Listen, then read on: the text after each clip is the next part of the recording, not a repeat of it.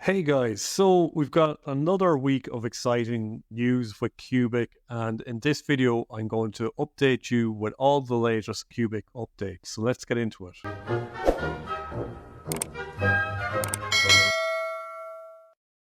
Let's begin with, firstly, before we even talk about Qubic, just this chart today, I just saw it and it pissed me off. And if you look at this chart that doesn't piss you off, then you need to look into the history of things, but just showing the long-term global inflation chart. As you can see, inflation was so steady for most of the history of the monetary system, and then around 1971, inflation just exploded. And this just goes to say, like, what the fuck happened in 1971? And 1971 was the year that President Nixon removed the dollar from the gold standard, and that's why all that inflation happened.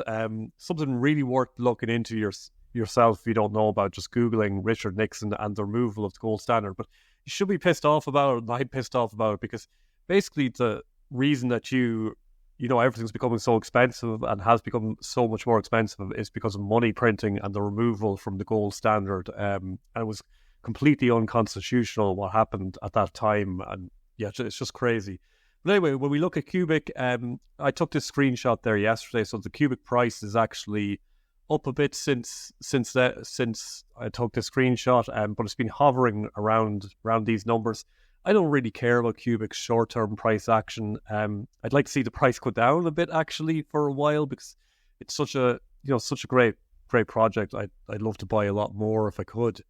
At the moment, we see the market cap still under $200 million. And here's the really important news. This screenshot's from Coin Market Cap. As we can see, the max supply used to be 1 quadrillion, but now it's been reduced to 200 trillion. And we can see now the fully diluted market cap is only $335 million.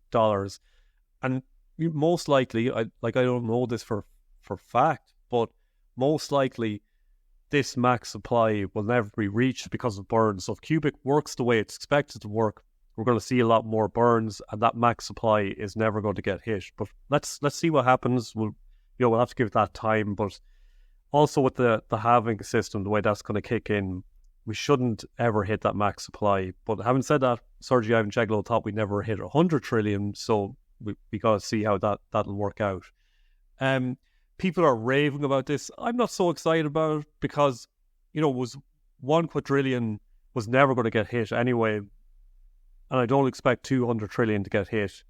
But I don't know that for a fact. But I was sure 1 quadrillion would never get hit. And if it ever did, I would have sold long before that ever got hit anyway. But from a marketing perspective, this is a big deal because people are going to see that fully diluted market cap now. And that's going to appeal to them a lot more than, a market cap of 1,500 or whatever. 1,500,000. So that's good news from that point of view. But not the big deal that people are making it out to be. So then we've got the developer program here happening, so the grants program, and this is exciting news. I'm looking forward to seeing what comes from this. So you just see Qubic just released this statement that we've got the final call for developers, tech enthusiasts, and investors. And the first season of the grants program is coming to a close. And here are the key details. It closes on the 31st of August. 17 submissions received so far, and 2 grants have been given out. So basically, the grants program is going to grant money from the Computer Control Fund, which is a supply of the weekly admissions now. And it's going to go towards grants for projects that appear promising that are going to be built on top of Qubic. So we should see some decentralized apps and some great ideas come out of this. One of the grants given out, I can't think off the top of my head what the 2 are, but I know one of them is Q-Earn, so that'll be staking on Qubic. So that'll be exciting to see. Then some other really exciting news, or maybe exciting isn't the right word, but interesting news was that Tesla has released a video showing their supercluster, and it's just this huge data center, and it just says video inside the Cortex today, the giant new AI training supercluster being built at Tesla HQ in Austin to solve real world AI. And I guess they've been solving the problem of true AI. So they've got this huge building now where they're storing all these computers. The interesting thing is the computing power that Tesla has in this huge facility is only about half of what Qubic has right now. Qubic being an early stage project. Then, you can't see this video, but you can kind of see the idea. It's all in one building and it's all controlled by Tesla, so it's completely centralized, while Qubic comes from miners based all over the world, so it's completely decentralized, a decentralized system. So, Qubic would be decentralized AI, while Tesla's idea would be completely centralized artificial intelligence. A lot of these big companies if they're not aware of Qubic yet, they're going to become aware of Qubic, in my opinion, in the near future, because they'll see how this problem, the problem that Qubic's solving. Also, true AI, governments aren't going to allow this. They're not going to allow one company to control true AI that's more intelligent than any human. They're going to be behind decentralized AI. They're probably going to ban centralized AI. We already saw that with, I think, was Microsoft and Google not being allowed on the board for OpenAI, and similar things are probably going to happen with these decentralized data centers. I wouldn't be surprised someday to see all this power directed towards something like Qubic through Tesla. Maybe I'm dreaming there with that, but it's just Qubic's solution makes way more sense than Tesla's does, and that's so interesting. And also just a note is, say if Qubic didn't manage to create an AGI themselves, they can always sell that completely decentralized computing system to Tesla, so Tesla could build their decentralized AI on top of Qubic. So Qubic doesn't even have to solve the AI problem themselves, even though they think they're on the path to doing it, but they could just sell that computing power to Tesla to do it themselves, but in a decentralized manner. So that's super interesting as well. Excuse me, I'm sneezing here. So then just a thing that happened in Ireland is that the Dublin City Council refused Google to build a data centre in Ireland, and the reason was because of electrical power. Basically, Ireland didn't have the electrical power to host another data centre. That's going to be a really, really big deal as well when you think of huge data centres like Tesla's. All this computing power in major countries, the electrical systems can't handle them. But Qubic, or decentralized distributed computing, there could be computers out in the desert. We could fill the deserts with computers if we wanted to. Even though there's no people living there, all that computing power can be decentralized, and it can be all powered into something like Qubic. So it doesn't need to be in, super the superpowers of the world. It could, countries in Africa could build out mining systems, get paid in Qubic, and that what they'd earn in Qubic could be worth a lot to them. They could decentralize Qubic further, and it's not impacting the electrical grids of these major nations. So that's some other food for thought of how distributed computing is better than centralized computing, and as far as I understand. So then this was interesting, Qubic, then when we're talking about, empowering economies all over the world and empowering some of the underserved economies in the world. Qubic released this, and they said that Qubic has feeless transactions, whereas traditional payment merchants charge the local business for transactions typically 1.5 to 3.5%. Many cryptocurrencies also have fees attached to transactions. Not only do small and medium-sized businesses pass the charge onto the customer through higher prices, if people are traveling abroad, they too are charged for foreign exchange services. If merchants change to using Qubic, no transaction fee will be levied on the business or the consumer. This is a big deal for local communities, and Qubic will be able to offer 0% remittance fee, no intermediaries, transfers in less than 1 second. And yes, that's right. we're talking nanoseconds for Qubic, when at the moment the transfers are over 1 second, but when they bring this down, they can get this to nanoseconds. This could impact local communities in several ways. The additional capital could be reinvested into the business, fostering growth, creating jobs, contributing to community development. There are also consumer benefits: avoid hidden fees, cheaper prices, no foreign exchange charges. Fields transactions help build communities, not Wall Street's balance sheets. By empowering local economies, we can make the world a more equitable place. Qubic built different. Also, the fact that Qubic can operate offline is a really, really big deal in underserved areas of the world. And I'm thinking, areas of Africa and Asia, that'll be a really big deal for those areas. So now Qubic also has added a legal counsel, Dr. Karen Lorez. Qubic is pleased to announce the founder, Lorez Legal and Scale Compliance. Dr. Karen Lorez has been on board. Karen is a pioneering legal expert with over 15 years of experience in financial markets, cryptocurrency, and so on. A really big deal as well to see Karen joining the Qubic team, if you want to call it that. And acting as legal counsel, advising Qubic on the steps they can take in different economies, working in all different directions that they want to work. But there's an interesting thing going on here with Phallus, a team that's building on Qubic, and they're worried that that some people in Qubic are trying to make Qubic centralize, and that they're hiring legal counsels to work for them. I'm not really on board with what Phallus are saying. I don't think it makes sense, because I think the way the quorum would work, that anyone who would be trying to make Qubic centralized will get voted out very quick. But that's an interesting thing that I might touch on in a later video if that debate keeps going on. It's interesting to read on anyway.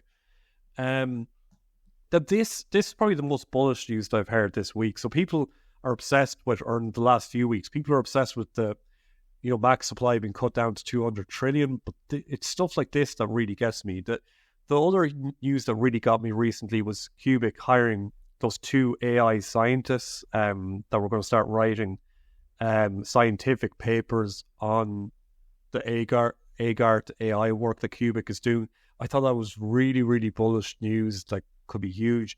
And this to me is really, really bullish news. So Qubic working with Serotonin. So Qubic has teamed up with Serotonin HQ, one of the leading marketing agencies in Web3, with clients such as Arbitrum, Optimism, and Layer Zero. Now, Arbitrum, when you think of the marketing that went on there, I can't vouch for Optimism or Layer Zero so much, but I know Arbitrum was really, really launched with great marketing. We are delighted to onboard Serotonin and looking forward to working together to propel Qubic to new heights. By the way, I know from watching some videos on Serotonin that they have worked on some of the marketing for Ethereum, and I think possibly Polygon as well.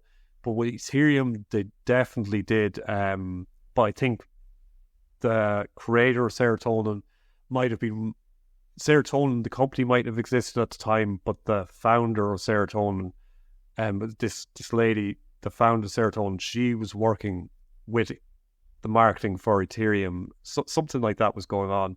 So it's a really, really big deal. And then Qubic just releasing their blog, what's next? In the coming weeks, Qubic and Serotonin will work together to agree on our brand positioning and finalize a narrative that will guide our marketing and PR efforts. This narrative will form our strategy as we prepare for upcoming milestones.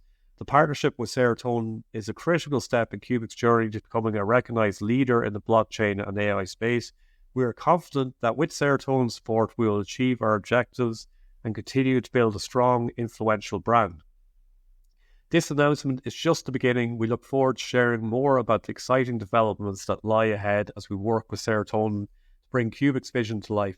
So why this is a big deal is a lot of cryptos out there don't get this part right. It's all about speculation.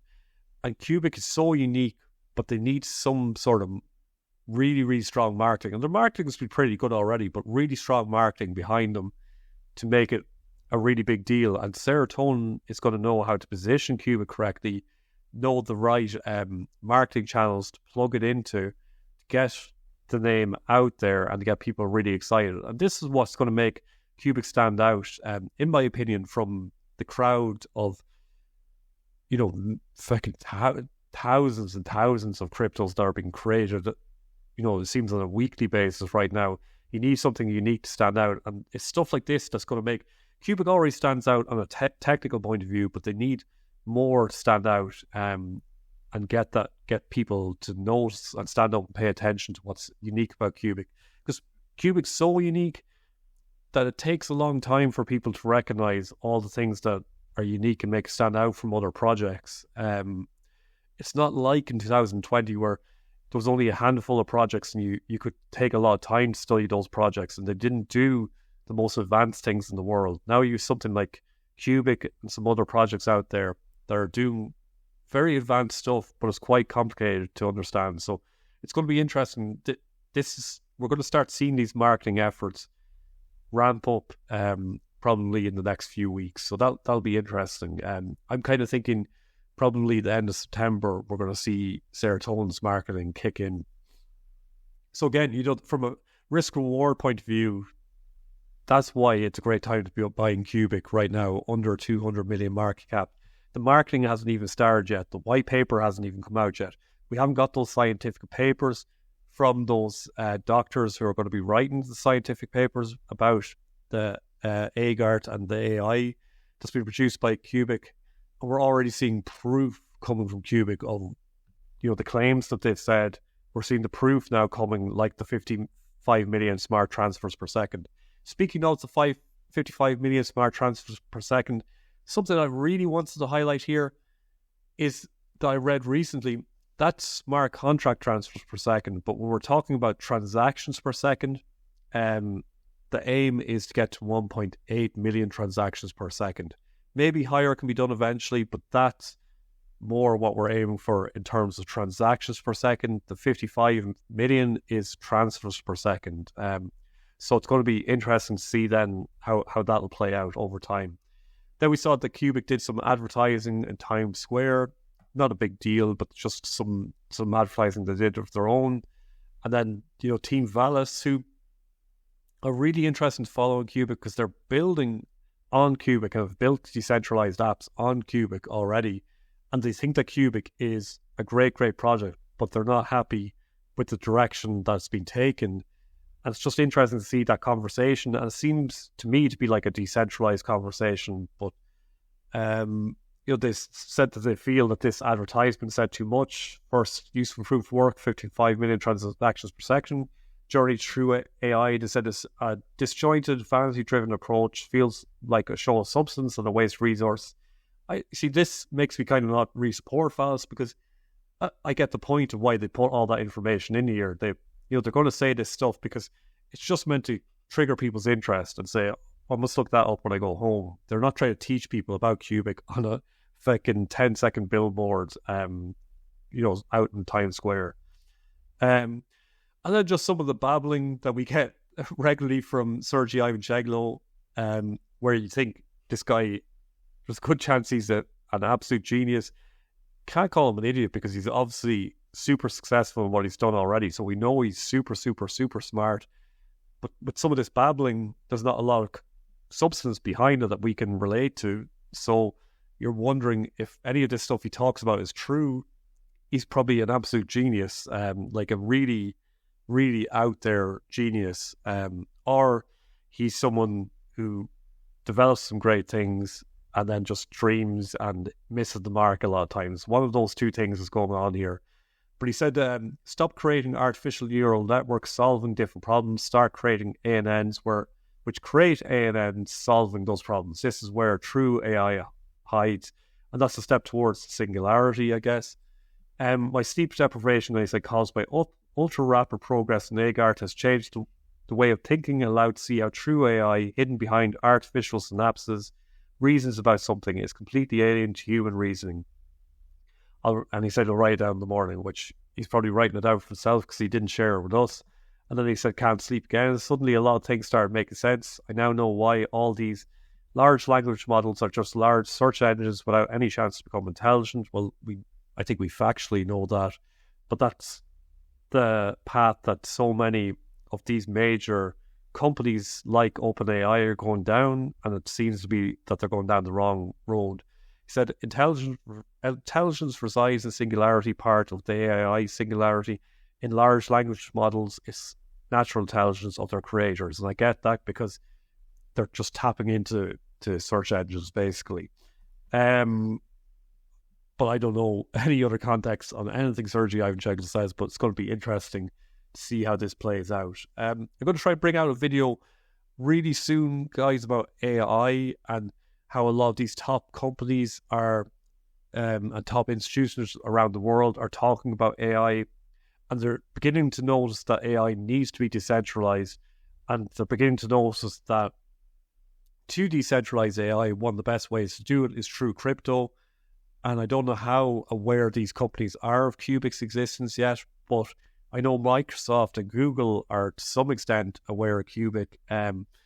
I think a lot of these other major companies are probably going to start becoming more aware of Qubic, or at least of cryptos like Qubic and what they're able to do by paying people to provide their computing power to a supercomputer, and how that can be completely decentralized and build a truly decentralized AI. Going to be really interesting to talk through that in an upcoming video. That's all I've got for you today, guys. See you all on the outside.